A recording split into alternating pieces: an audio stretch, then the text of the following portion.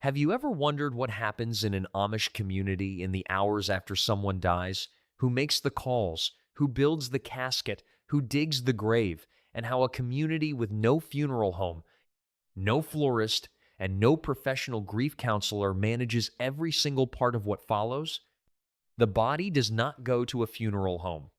When an Amish person dies, the body does not go to a funeral home. It goes home. In most Amish communities, a local mortician is permitted to collect the body for embalming, a practical accommodation to the 3-day timeline between death and burial that requires the body to be preserved for viewing. But the mortician is given specific instructions: no makeup, no cosmetic corrections, no alterations to the appearance of the deceased beyond what embalming requires.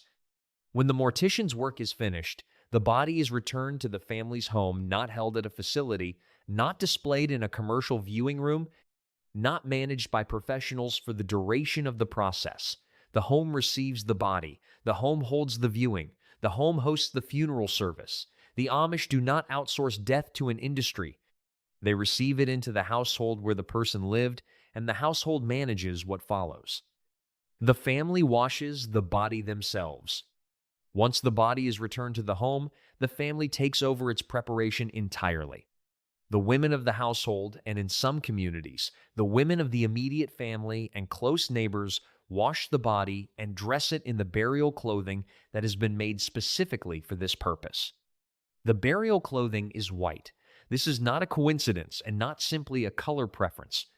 White is the color of baptism in the Amish tradition, the color worn at the moment a young person made their commitment to the church and the faith. Dressing the deceased in white at death connects the end of life to its most significant spiritual beginning. The burial garments are plain, no buttons in the most conservative communities. Simple fabric, simple cut, no ornamentation of any kind. The women who dress the body are not performing a ritual that feels foreign or frightening to them. Death in an Amish community is not hidden from daily life the way it is hidden in modern American culture. These women have been present at deaths before. They have watched older family members perform this same preparation. They know what to do because they were taught by watching, and they were taught young. The casket is built by neighbors. The casket that holds the Amish body is not purchased from a funeral home catalog.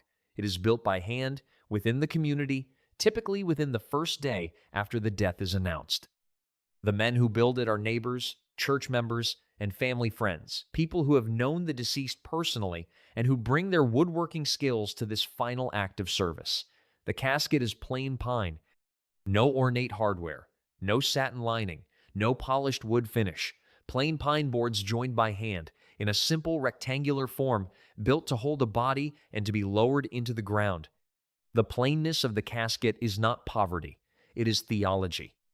The Amish believe that no individual is greater than another in the eyes of God, and that the casket a person is buried in should reflect that equality rather than the family's wealth or social standing. A handmade pine casket built by neighbors is the physical expression of that belief, the community's final practical contribution to the person who lived among them, built from the same materials and the same labor that built the barns and homes of the community throughout that person's life. The entire community.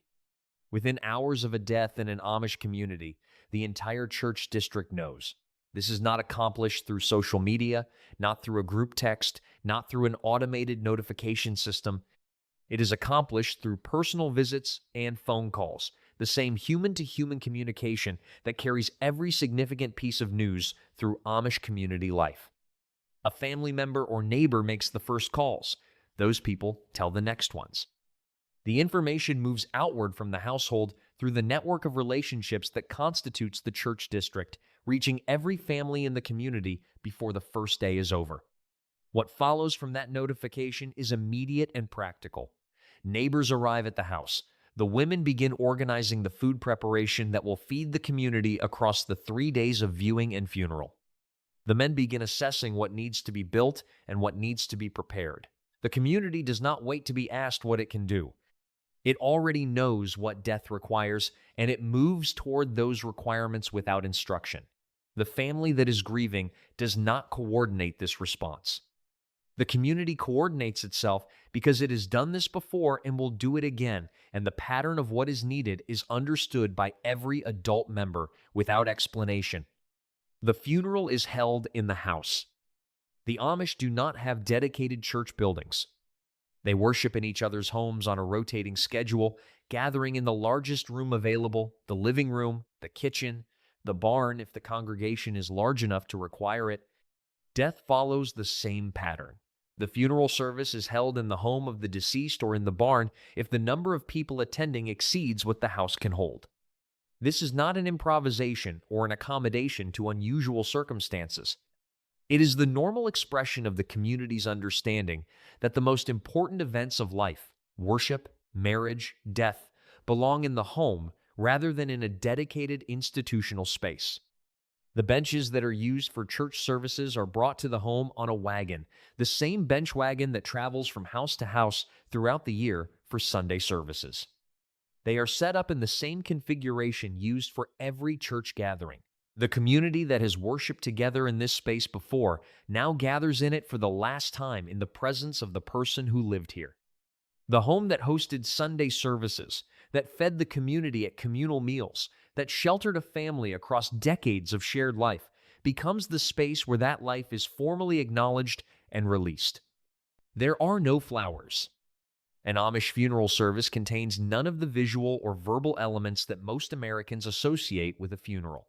There are no flowers. The Ordnung prohibits the display of cut flowers as an unnecessary ornament, and the plainness that governs every other aspect of Amish communal life governs the funeral as absolutely as it governs everything else.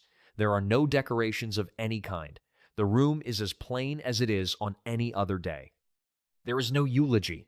No family member stands and speaks about the deceased's qualities, accomplishments, or the specific shape of their individual life.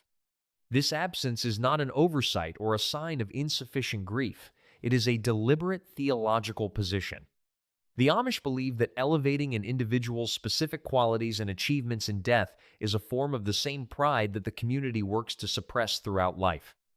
The funeral service consists of hymns sung from the Ausbund, the same hymnal used in every church service sermons delivered by the bishop and ministers in High German and Pennsylvania Dutch, and scripture readings. The congregation sits in silence between these elements. The service lasts approximately 2 hours. It is a service of faith and community, not of individual commemoration. The person who died is present. Their specific life story is not the subject of the gathering. Their soul's journey is. Men dig the grave by hand. While the funeral service is being conducted in the home, the men of the community are at the cemetery digging the grave by hand. This is not a task assigned to a professional grave-digging crew. It is community labormen with shovels taking turns in the excavation, working in shifts so that the grave is ready before the funeral procession arrives. The practice of hand-digging the grave is consistent with the Amish understanding that every practical task surrounding death is a community responsibility rather than a service to be purchased. The grave that receives the body is dug by the same hands that built the casket, by the same people who will lower the casket into the ground with ropes, by the same men who will fill it in with shovels while the family and community watch. There is no mechanical equipment involved. There is no hired labor. The men who dig this grave knew the person who will be buried in it. Some of them are old enough to have dug graves in this same cemetery for people they knew before parents, neighbors, community members who went before. The physical labor of digging is understood as a form of respect, the last practical service that the living can perform for the dead, done by hand because the community does not delegate its responsibilities to machines or to strangers. Children are present. Amish children are present at every stage of what happens when someone in the community dies. They are present when the body is brought home. They are present at the viewing, seeing the open casket, seeing the person they knew lying still in plain white clothing in the family's home. They attend the funeral service. They go to the cemetery. They watch the men lower the casket into the ground with ropes. They watch the family throw the first sods of earth onto the casket before the men with shovels fill the grave completely. This is not considered traumatic exposure that children must be protected from.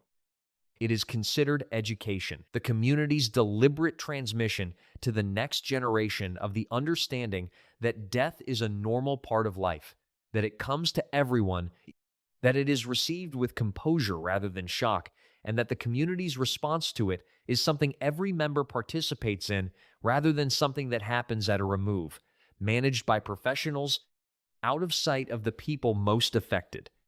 An Amish child who has attended several funerals before reaching adulthood has a relationship with death that is qualitatively different from the relationship most modern American children have. Not because the Amish child has been hardened or deprived of protective innocence, but because death in the community they grew up in has always been visible, always been present, and always been met by the community together rather than managed in private by specialists. The gravestone carries. The gravestone that marks an Amish burial is plain, uniform, and carries the minimum information necessary to identify the person buried beneath it. In most Amish communities, the stone records the name, the date of birth, the date of death, and the age in years, months, and days. No additional text is permitted, no quote from Scripture. No description of the person's character, accomplishments, or relationships. No carved image, no ornamental border, no indication of the family's wealth or standing. The stone is approximately the same size as every other stone in the cemetery. It is set at the same height. It is made of the same material. Standing in an Amish cemetery, looking at row after row of uniform plain stones communicates a specific and deliberate theological message that in death, as in life, no individual is elevated above the community. The person who farmed 1,000 acres and the person who farmed 50 lie under stones of the same size. In some Amish communities, particularly among the Swiss Amish, the gravestones are made of wood rather than stone and are left unmarked. The wood wears away over time, taking the name with it. A special book, sometimes printed alongside the church directory, records the locations of the individual graves so that family members can find them. The disappearance of the marker over time is understood as consistent with the Amish belief in the transience of individual life and the permanence of community and faith over any single person's memory. Grief is private, never public.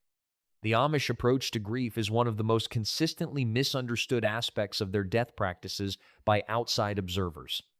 An Amish funeral is not an emotionally expressive event in the way that many modern American funerals are designed to be. There is no public weeping encouraged, no collective emotional release organized around the service, no space specifically created for the open expression of personal grief. The community's composure at a funeral is not the suppression of genuine feeling. It is the expression of a specific theological position that death is God's will, that the deceased person's life was in God's hands, and that responding to that reality with composure rather than protest is the appropriate expression of faith in God's authority over life and death. The phrase that resonates most consistently across Amish responses to death is Gelassenheit, the same word that describes the foundational Amish value of yielding to God's will in all things. Death is the ultimate Gelassenheit. The individual yields entirely. The community receives that yielding with the same composure it brings to every other aspect of life that lies beyond human control. Private grief, the grief that happens in the home, in the family, in the quiet hours after the community is gone, is real and is not suppressed. The Amish do not believe that grief is wrong or that it should be eliminated. They believe that it belongs in the private space of the family and the individual's relationship with God, not in the public performance of loss that modern funeral culture often organizes itself around. The 10 practices described in this video share a single underlying principle that distinguishes the Amish approach to death from the modern American approach more completely than any specific practice does on its own. The Amish do not delegate death. Modern American death has been almost entirely professionalized. The body goes to the funeral home, the casket is purchased from a catalog, the grave is dug by a machine, the flowers are ordered from a florist, the eulogy is written by a family member with no guidance from a tradition, and the grief counseling is provided by a professional. The family's role in this system is to make decisions, write checks, and attend the events that professionals have organized. The community's role is to show up, sit in the pews, and go home. The Amish system inverts this entirely. The body comes home,